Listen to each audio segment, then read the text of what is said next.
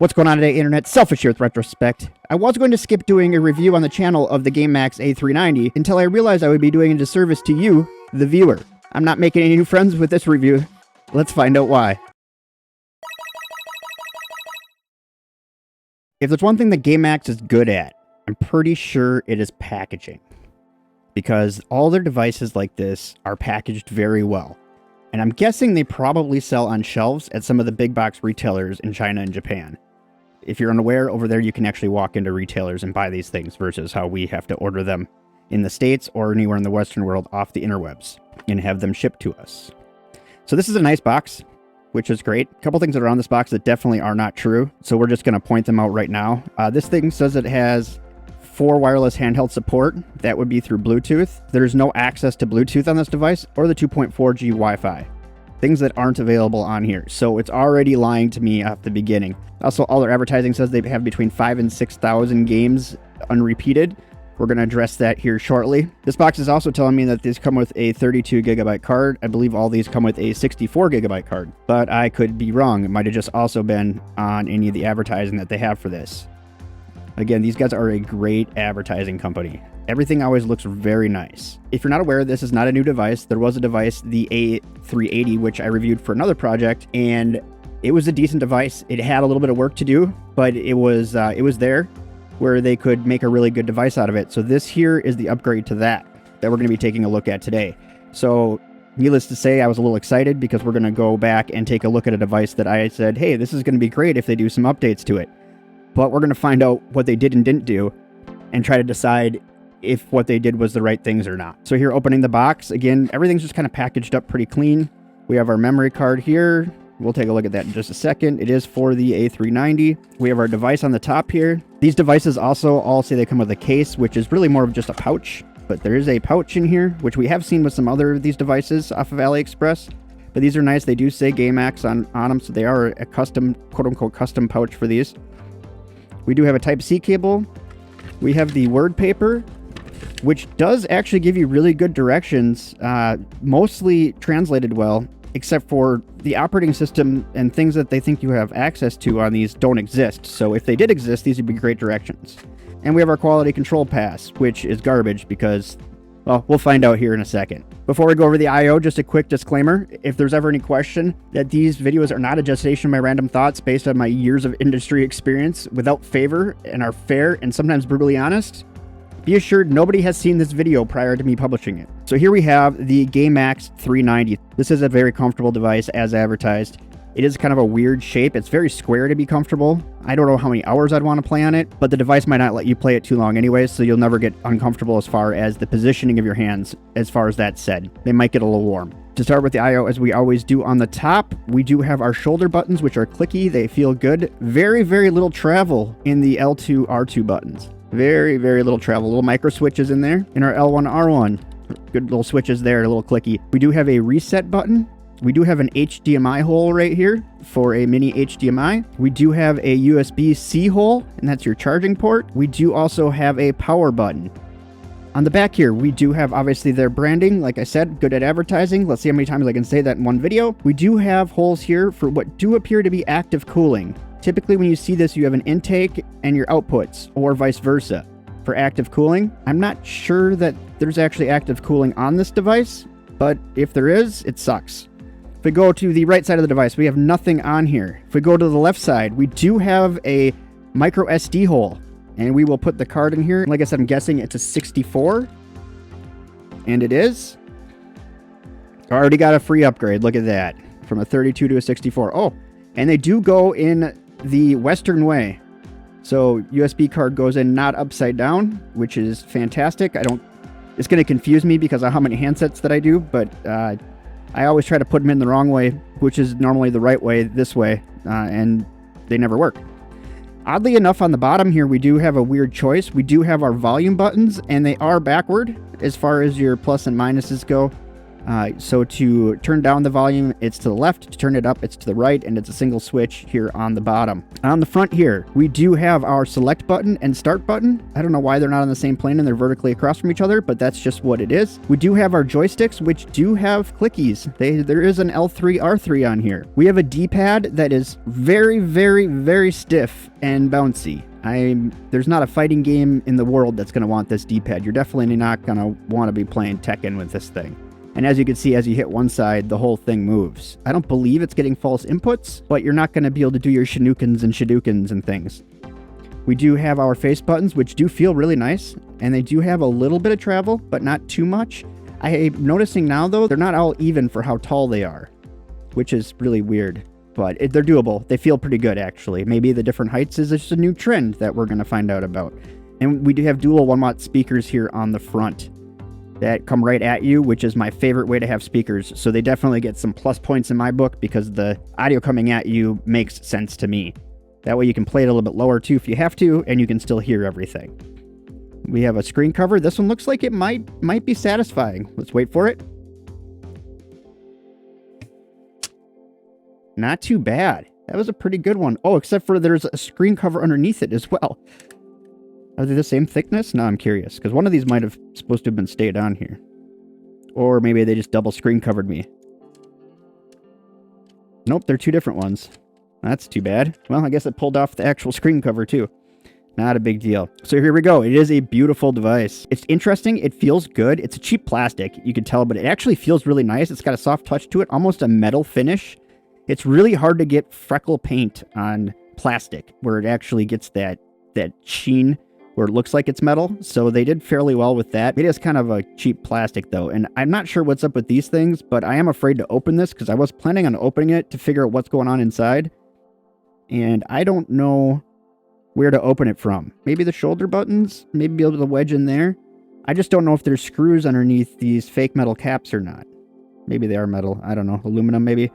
I don't know if there's any screws underneath them, though, so I don't want to risk it. If there's ever been any question of these videos being a gestation of my random thoughts based on my years of industry experience without favor to bring you fair and sometimes brutally honest reviews, be assured nobody has seen this video prior to me publishing it. And I'm going to try to be as absolutely positively polite as I possibly can be and hopefully not offend too many people.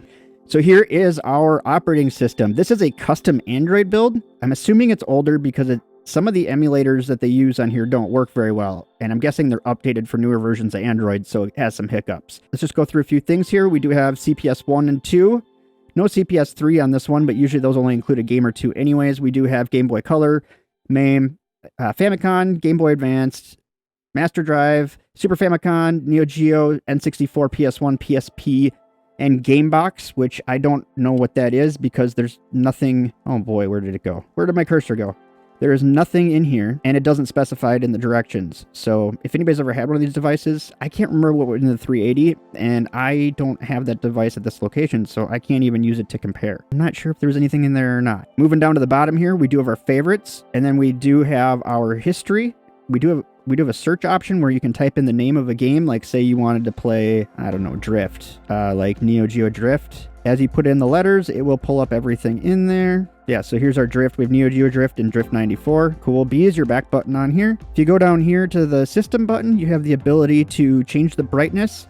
This is really weird. The brighter you make it, the darker it gets. So we'll show how dark it gets to begin with.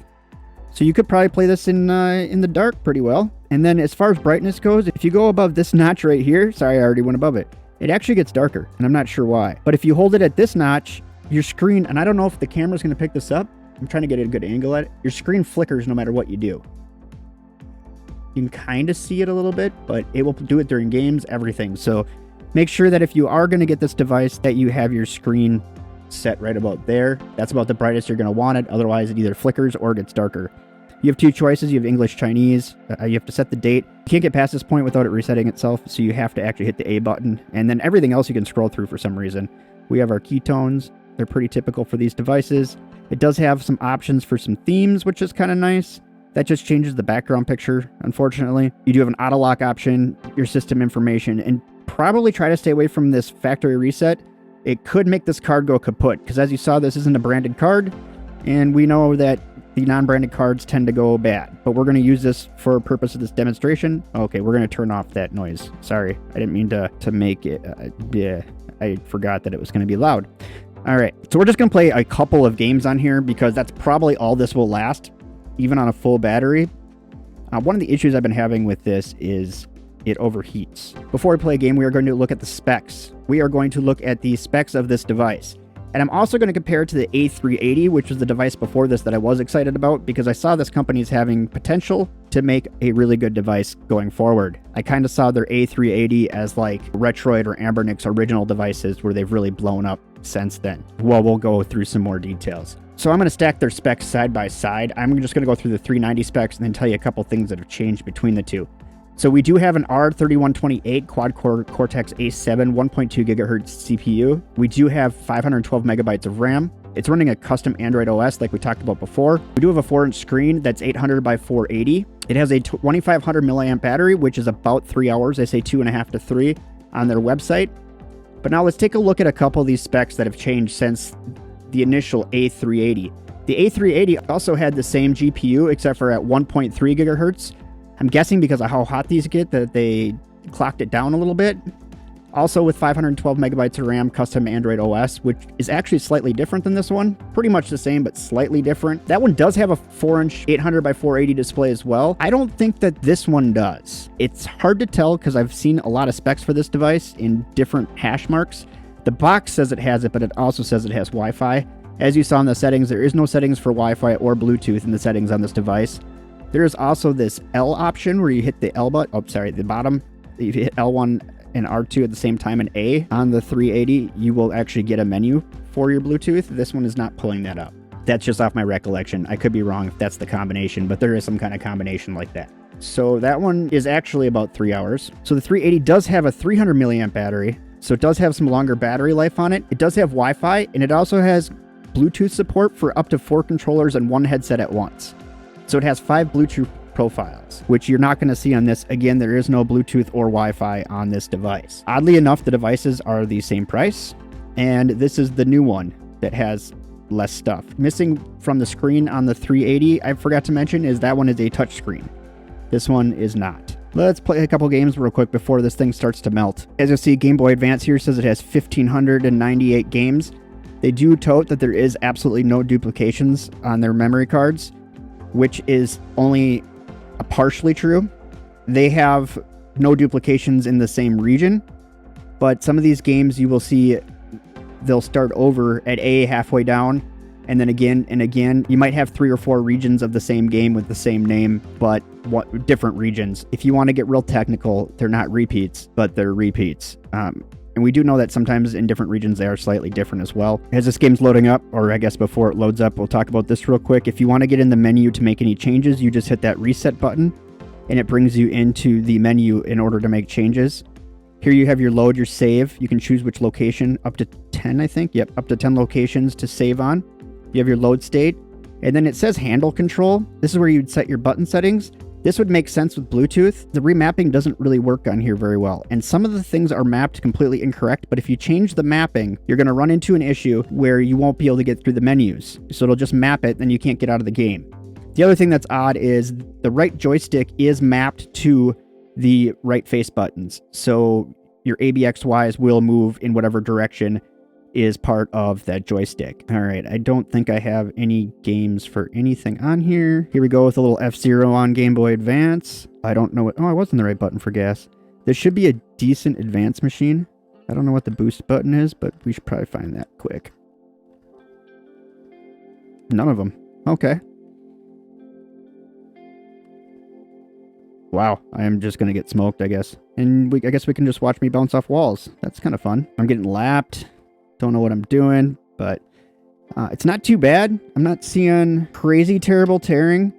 One thing is, though, I'm still getting some, even though I'm in a different brightness, I'm still getting some screen flickering in the background. So just something to be aware of.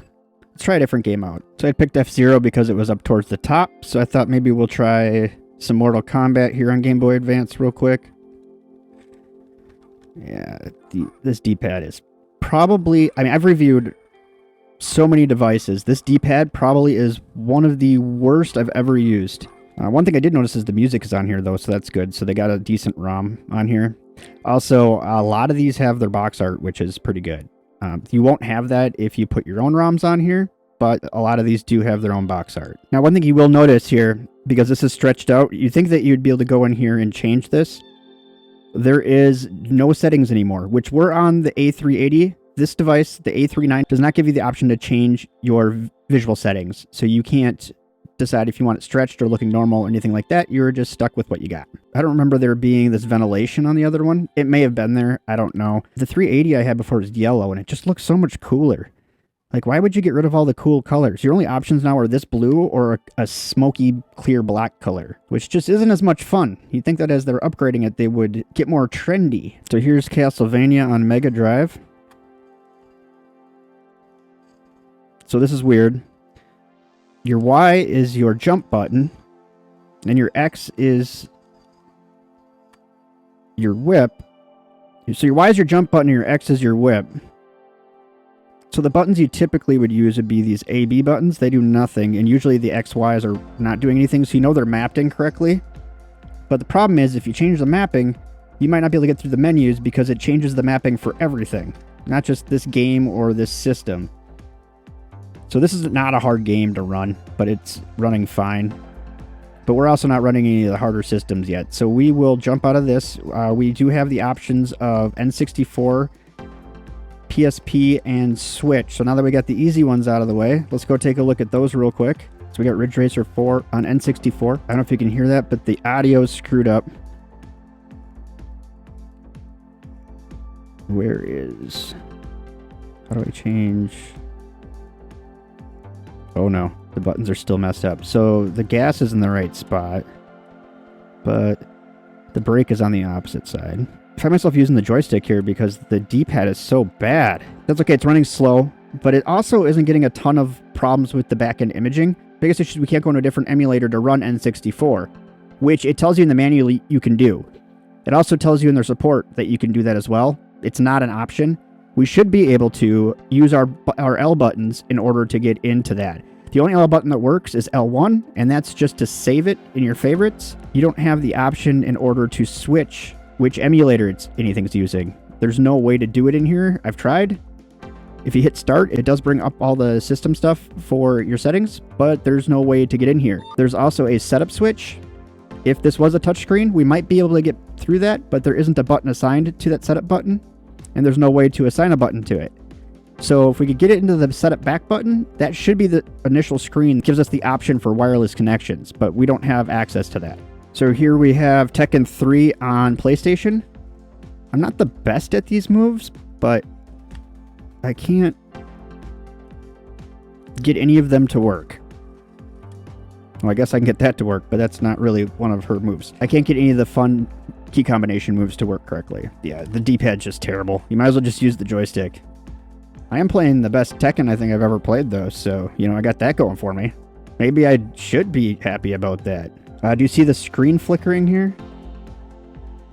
So this is on PlayStation. This is Pepsi Man. We're getting some really bad screen flickering. Like, distractingly bad, which Pepsi Man's not the hardest game to emulate. Some emulators, for some reason, struggle with it, but this one should be just fine. Wow, I got no depth perception here. I hit the slide button. Oh, there it goes. All right. So we're going to do one more. We're going to jump over to PSP. This is advertised as a PSP machine. It literally says A390 PSP. It's also the highlighted emulator in their 12 simulators that they talk about. That didn't exit. What's going on? Initial D is called Preface D Highway Legend. Interesting. PSP's button layout is also wrong. The X button, instead of being replaced down here by the A, is actually the physical X button.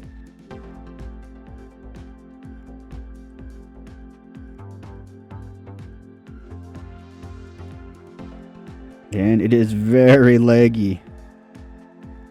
Woo! Fast forward works on PSP though. No rewind though. What do I think of the A390? It is e-waste. It's really a cash grab, to be honest with you.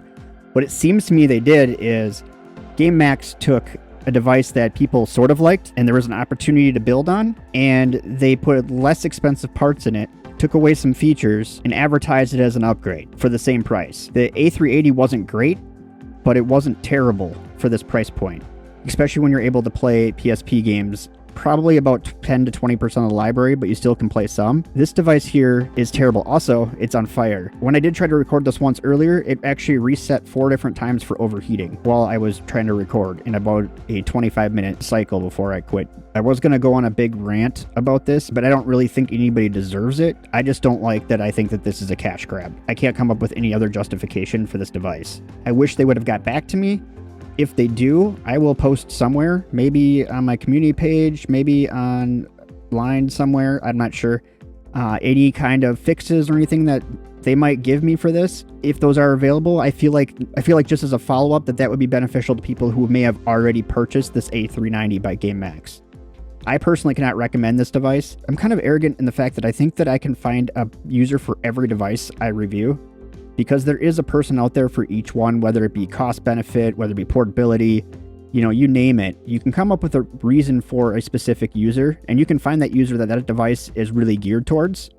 I don't know who this is geared towards, because even in the basics of sitting on the screen, my camera doesn't pick it up great, but the screen is flickering. Like you can't get away from it, and the thing is on fire. We've used half a battery. It was fully charged, 100% fully charged when I started filming this. We used half a battery in far less than an hour, so I'm going to leave it at that.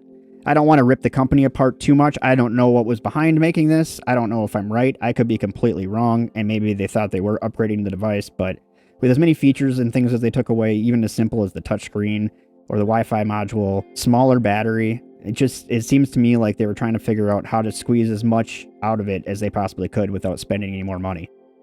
And it is far less capable. Oh, there it goes. It just overheated. It is far less capable than the other one. Never had an overheating issue on my A380 either. But I don't know. What are your thoughts? Let me know down in the comment section. What do you think about this device? Have you had one? Do you want one? Have you seen the 1 million advertisements they have for it on AliExpress, which make it look really nice? So, I mean, they got that going for it. And they do advertise it as an Android build and things, but you can't do anything in Android on it, so it doesn't really matter if it's going to be this locked down where you can't even change settings for your games. But that's all I got for you today. Don't forget to comment, rate, subscribe, share this video with your friends, because sharing helps grow the channel, and I'm more of a grower than a shower. So I can use all of the help that I can get. Anyways, thanks for watching. Bye-bye. Oh, hey there. Thanks for sticking around. If you haven't already, hit the subscribe button. Also, YouTube's throwing a couple of videos up here that they think you might like. Sorry that was such a downer video, but don't worry. I got more to come out that won't be so bad. That's all I got. I'm out.